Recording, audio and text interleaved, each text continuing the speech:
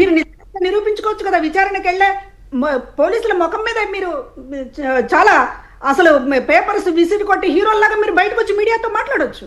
అవును, మేము పోలీసులకి ఎదురు ప్రశ్నలు వేసామని చెప్పొచ్చు. అట్లాంటి వీరులే కదా మీరందరూ కూడా. పోలీసులనే మేము ఉపతిప్ప పెట్టగలం అని చెప్పుకోగలిగినటువంటి కెపాసిటీ ఉన్నవాళ్లే కదా. కాకన్ లాంటి వాళ్ళు, పెద్దరెడ్డి లాంటి వాళ్ళు, లేకపోతే మరొకళ్ళు. కానీ వీళ్ళు ఎందుకు విచారణకు హాజరు కావడం లేదంటే ఒక డైరెక్షన్. వైఎస్ఆర్ కాంగ్రెస్ పార్టీ ఇస్తున్నటువంటి డైరెక్షన్, ఏ కేసులో కూడా లీడర్స్ అటెండ్ అవ్వకూడదు. ముఖ్యమైనటువంటి నాయకులు, కార్యకర్తలు అటెండ్ అవుతారా, బోరగొడ్డ లేకపోతే ఇంకా పోసాని వీళ్ళందరూ పోతారా, అది వేరే విషయం. ఏదో పరామర్శిస్తారు, దాంతో వచ్చే ముప్పేం లేదు వీళ్ళకి.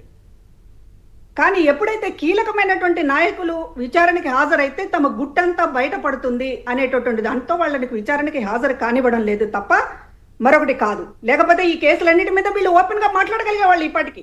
అంటే ఇప్పుడు వీళ్ళు మీరు అన్నట్టు వీళ్ళందరినీ, అది కాకాని గారు కావచ్చు, రోజా గారు కావచ్చు, లేకపోతే ఇంకొకరు ఎవరైనా కాదు, నాని లేకపోతే ఇంకెవరైనా, వీళ్ళెవరైనా అరెస్ట్ అయితే, పోలీసులు రమ్మనగానే విచారణకు హాజరైనా, అరెస్ట్ అయినా, బెయిల్ రాకుండా అరెస్ట్ అయినా తాడేపల్లి పునాదులు కదులుతాయనేది భయపడి వీళ్ళు వెళ్ళలేదు, తప్పించుకుంటున్నారు. అది జగన్మోహన్ రెడ్డి ప్లాన్లో భాగమే అనేది మీరు చెప్తున్నారు.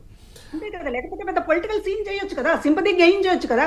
ఇది ప్రతిపక్షం మీద అధికార పార్టీ లేకపోతే చంద్రబాబు, లోకేష్, పవన్ కళ్యాణ్ పన్నుతున్న కుట్ర అని చెప్పి పెద్ద ఎత్తున వాళ్ళు గెయిన్ చేయొచ్చు, పొలిటికల్ గెయిన్ ఉంటుంది కదా.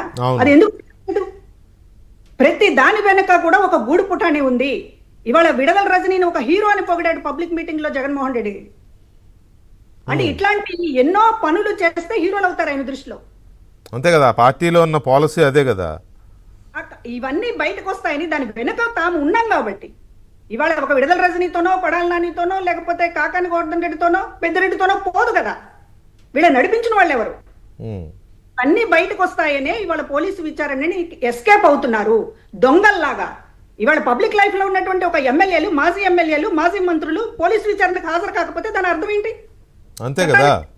ప్రజాస్వామ్యాన్ని నోటీసులు తీసుకోవడానికి కూడా ఇంటి దగ్గర ఉండట్లేదు, ఇంటి గోడలకు అతికించాల్సి వస్తుంది పోలీసులు అని అంటే, ఆ పరిస్థితిని డెఫినెట్గా మీరు అన్నట్టు తప్పించుకోవడము, దొంగల్లాగా పారిపోవడము అనే అనుకోవాల్సి వస్తుంది. అయితే మీరు చెప్పిన దాంట్లో ఇంకో పాయింట్ కూడా ఉంది.